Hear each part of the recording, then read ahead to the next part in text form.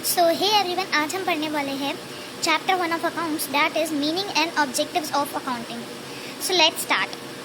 सी, इस चैप्टर में basically intro शुरू हो रहा है ना।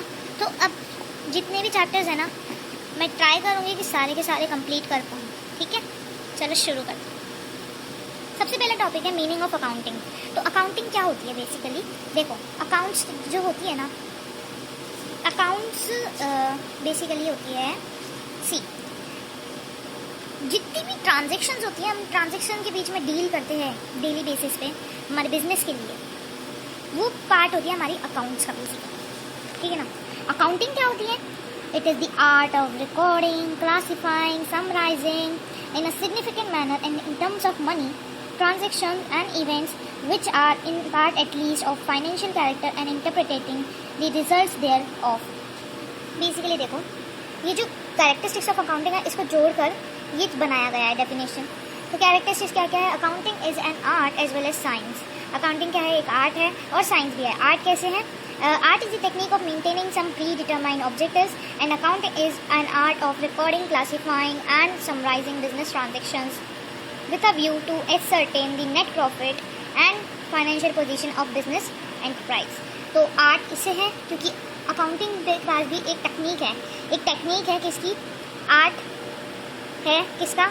रिकॉर्डिंग का, क्लासीफाइंग का, समराइजिंग का, इंटरप्रिटेशन करने का और आपका आइडेंटिफाई करने का ट्रांजैक्शंस को। ये सारी टेक्निक्स किसके पास है? अकाउंट्स के पास है, अकाउंटिंग के पास है। तो अकाउंटिंग इज ए आर्ट इसलिए, okay. Accounting is science, why? As organised body of knowledge which is based on specific principles is called science. So accountancy is also based on specified principles. Why? देखो, जो चीज़ specified principles पे based होती है उसको हम science के माध्यम से देखते हैं। अब अकाउंटिंग जो है वो उसको भी हम उसमें भी सर्टेन स्पेसिफाइड प्रिंसिपल्स होते हैं, अकाउंटिंग प्रिंसिपल्स, अकाउंटिंग कन्वेंशंस होते हैं, जो कि आपको चैप्टर 3 में पता चल जाएंगे। ओके, चलो नेक्स्ट। अब देखो, रिकॉर्डिंग ऑफ फाइनेंशियल ट्रांजेक्शन। सबसे पहले क्या होता है बिजनेस में? सबसे पहले देखो, यहाँ पे वो फ्लो चार्ट नहीं दिया हुआ है तो मैं आपको ऐसे ही समझा देती हूँ। सबसे पहला होता है आइडेंटिफिकेशन। बिजनेस क्या करता है? आइडेंटिफाई करता है फाइनेंशियल ट्रांजैक्शंस को। दूसरा होता है मेजरमेंट। बिजनेस क्या करता है? उसको मेजर करता है मॉनेटरी टर्म्स में। ठीक है, मॉनेटरी टर्म्स में उसकी वैल्यू मेजर करता है। अगर वो मॉनेटरी टर्म्स में है तब तो वो रिकॉर्ड होती है, नहीं तो वो नहीं होती है। तीसरा हमारा होता है रिकॉर्डिंग। रिकॉर्डिंग में क्या करते हैं? हम लोग ट्रांजेक्शन्स को रिकॉर्ड करते हैं। जो भी हमारी फाइनेंशियल ट्रांजेक्शंस है जिसकी मॉनेटरी टर्म्स में वैल्यू है उसको हम रिकॉर्ड करते हैं। और रिकॉर्डिंग के अंदर ही हमारा जर्नल आता है जो कि हमारा चैप्टर नंबर 9 है या चैप्टर नंबर 6 है सपोज, है ना। तो वो चैप्टर है, एक में मैं आपको दिखाई देती हूँ कौन सा है। चैप्टर 9 है, चैप्टर 9। ठीक है, तो ये है हमारा जर्नल। ठीक है, जर्नल क्या होता है? जर्नल में हम क्या करते हैं? ट्रांजेक्शन्स को रिकॉर्ड करते हैं। ठीक है ना। उसके बाद में होता है हमारा लेजर। और लेजर किस में आता है? क्लासिफिकेशन में। लेजर देखो, रिकॉर्डिंग होगी टर्म्स ऑफ मनी में। उसी बाद में हमारा नेक्स्ट जो प्रोसेस होता है वो होता है क्लासीफाई करना। मान लो मैंने रिकॉर्ड करा, इस तरफ मैंने किया परचेज को, और परचेज सेल्स हुई मेरी, यहाँ पे मैंने परचेज और सेल्स रिकॉर्ड करी। फिर यहाँ पे मान लो मेरा लेजर है। लेजर में मैं क्या करूँगी? परचेज ऊपर कर लूँगी, सेल्स नीचे कर लो। मतलब मैंने क्या किया? क्लासीफाई कर दिया दोनों को। ये काम कौन करता है? हमारा लेजर करता है, लेजर। और ये आपका पड़ेगा चैप्टर नंबर 12 में आई सपोज। ठीक है ना। लेजर क्या करता है? जहाँ पे सारे अकाउंट्स ओपन हो जाते हैं वो लेजर होता है। ठीक है, लेजर क्लासीफाई द ट्रांजैक्शंस। ठीक है।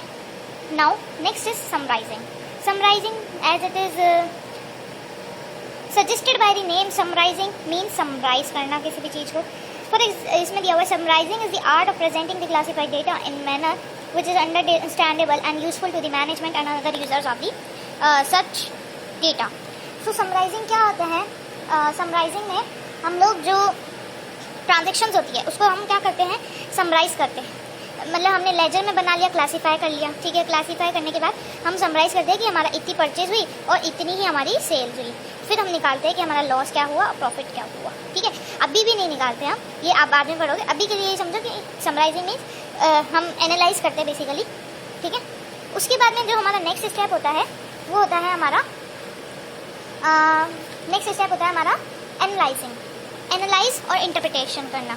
इसमें क्या करते हैं, हम सारे प्रॉफिट्स और लॉसेस को इंटरप्रेटेट करते हैं, एनालाइज करते हैं और कंक्लूजन निकालते हैं। समराइजिंग में एक चीज़ और, समराइजिंग में 3 चीज़ें बनाते हैं। क्या क्या बनाते हैं? Trial balance, profit and loss account यानी P&L अकाउंट और बैलेंस शीट, 3 बनते हैं। ठीक है, वापस से सुनो, trial balance, profit and loss account और बैलेंस शीट। ठीक है, अब एनालाइज और इंटरप्रिटेशन हो गया हमारा।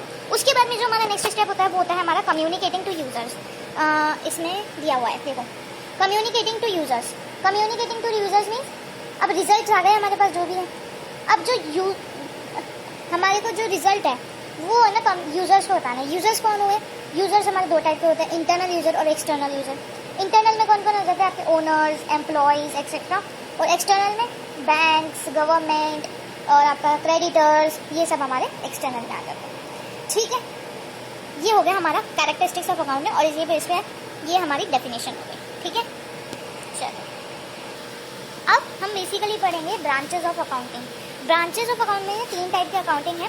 अभी आपको बेसिकली केवल और केवल फाइनेंशियल अकाउंटिंग के लिए फोकस करना है, बाद में आपके कॉस्ट अकाउंटिंग और मैनेजमेंट अकाउंटिंग भी आएगी। फाइनेंशियल अकाउंटिंग क्या होती है? Financial accounting records the financial transaction and event and summarize it, interprets them before communicating to the users। जो फाइनेंशियल से रिलेटेड होती है वो फाइनेंशियल अकाउंटिंग होती है, बेसिकली जो आपके रिकॉर्डिंग और उस सब से रिलेटेड वो हो गई हमारी फाइनेंशियल रिकॉर्डिंग। नेक्स्ट होती है कॉस्ट अकाउंटिंग। कॉस्ट अकाउंटिंग में हम आइडेंटिफाई करते हैं कॉस्ट ऑफ द प्रोडक्ट को, कॉस्ट ऑफ द ऑपरेशंस को, कॉस्ट ऑफ द प्रोसेसेस को या फिर कॉस्ट ऑफ एक्टिविटीज़ को। ठीक है ना, उसके बाद में हमारा फॉर एग्जाम्पल, मैं इसका एग्जाम्पल देती हूँ। मान लो LG ब्रांड है, LG ब्रांड ने एक फ्रिज प्रोड्यूस किया। अब उसमें कितने रॉ मटेरियल लगे, कितने रुपए का रॉ मटेरियल लगा, वो कॉस्ट, फिर वो कॉस्ट कितनी बनेगी लास्ट में, वो हमारी कॉस्ट अकाउंटिंग पता करती है। राइट, नेक्स्ट है हमारे पास में मैनेजमेंट अकाउंटिंग। तो मैनेजमेंट अकाउंटिंग क्या होती है? Management accounting helps in the management in decision making related to what? Related to profit and loss, funds etcetera. Okay, now accounting is art as well as science. मैंने आपको बता ही दिया। Art क्यों है? क्योंकि it is the technique of attaining some predetermined objectives. Accounting के पास आर्ट है क्या? रिकॉर्ड करने का, समराइज करने का और आपका क्लासीफाई करने का, आपके क्या बोलते हैं इंटरप्रिटेशन करने का, सारे ही आप कैरेक्टरिस्टिक्स लिख दो। ठीक है, और साइंस क्यों है? साइंस इसलिए है क्योंकि इसमें भी सर्टिफाइड या फिर आप कह सकते हो स्पेसिफाइड प्रिंसिपल्स होते हैं, जैसे कि साइंस में भी होते हैं। नेक्स्ट जो हमारे पास टॉपिक है ना वो है हमारी बुक में बुक कीपिंग। आई सपोज मैं दिखा देती हूँ आपको बुक कीपिंग कहाँ है। ये रहा बेसिकली बुक कीपिंग। तो बुक कीपिंग क्या होता है?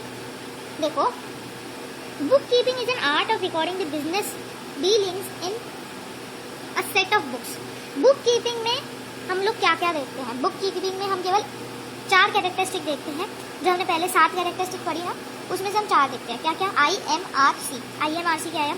आइडेंटिफाई, मेजरिंग, रिकॉर्डिंग और क्लासिफिकेशन। ये 4 चीज़ें आती हैं। ठीक है, उसके बाद में साथ में मैं अकाउंटिंग में ले लेते हैं। आपके अकाउंटिंग में सातों की सातों चीज़ आती है। Identifying, measuring, recording, classifying, summarising, then आपका आ जाएगा analysis and then communication to the users. ठीक है, अब बुक कीपिंग हमारा जो है जूनियर स्टाफ है, ये एक प्राइमरी स्टेज है, और अकाउंटिंग में सीनियर स्टाफ होता है और एक सेकेंडरी स्टेज होती है। ये वहाँ अकाउंटिंग वहाँ स्टार्ट होती है जहाँ पे बुक कीपिंग एंड होती है। ठीक है, उसके बाद में बुक कीपिंग रूटीन जॉब है। अकाउंटिंग हमारा analytical and dynamic in nature है। ठीक है, ये रूटीन जॉब नहीं है बेसिकली। बुक कीपिंग में कोई स्पेशल स्किल्स नहीं चाहिए। अकाउंटिंग करने के लिए स्पेशल स्किल्स चाहिए, जैसे CA CS होता है। ठीक है, बुक कीपिंग में ज़्यादा नॉलेज नहीं चाहिए, यानी लिमिटेड लेवल ऑफ नॉलेज भी चल जाएगी, और अकाउंटिंग में हायर लेवल ऑफ नॉलेज चाहिए। ठीक है, हो गया, इतना क्लियर हो गया। अब मैंने आपसे बताया था अकाउंटेंसी क्या होता है। अकाउंटेंसी क्या होता है? अकाउंटेंसी अब आपको समझ आएगा, क्योंकि अकाउंटेंसी दोनों ही टॉपिक पे बेस्ड है, जिस बुक कीपिंग और अकाउंटिंग।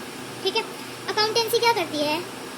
डिसीजन मेकिंग फंक्शन इसके अंदर होता है। ठीक है, किसके बेसिस पे? इंफॉर्मेशन प्रोवाइडेड बाय दी किसमें? बुक कीपिंग और अकाउंटेंसी, सॉरी बुक कीपिंग और अकाउंटिंग। ठीक है, ये क्या करती है?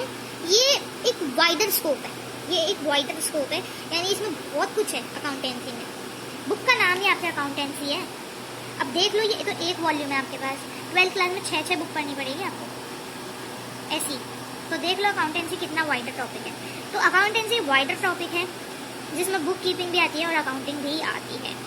Accountancy is a body of knowledge prescribing the rules principles to be observe while recording, classifying, summarising of transaction. ठीक है, नेक्स्ट हमारे पास टॉपिक है ऑब्जेक्टिव्स। अब ऑब्जेक्टिव्स क्या क्या है? ऑब्जेक्टिव्स है बेसिकली 3-4 ऑब्जेक्टिव मैं आपको बता रही हूँ, उसके बाद में आप खुद देख सकते हो।